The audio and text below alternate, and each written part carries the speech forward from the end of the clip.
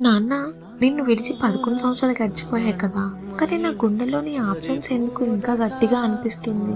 ప్రతిరోజు నా జీవితంలో జరిగే ప్రతి చిన్న విషయం నీతో చెప్పాలని చాలా అనుకుంటున్నాను, కానీ నా హ్యాపీనెస్ వచ్చినా బాధ వచ్చినా ఫస్ట్ గుర్తొచ్చేది నీ ఫేసే. నాన్న అనే చెయ్యి పట్టుకొని నడిచిన రోజుల్ని ఒక కలలా అనిపిస్తుంది. లైఫ్ నన్ను స్ట్రాంగ్ గా మారమని నేర్పించినా కూడా లోపల మాత్రం నాన్న అనే పిలుపు ఎప్పటికీ సైలెంట్ గా ఉండదు.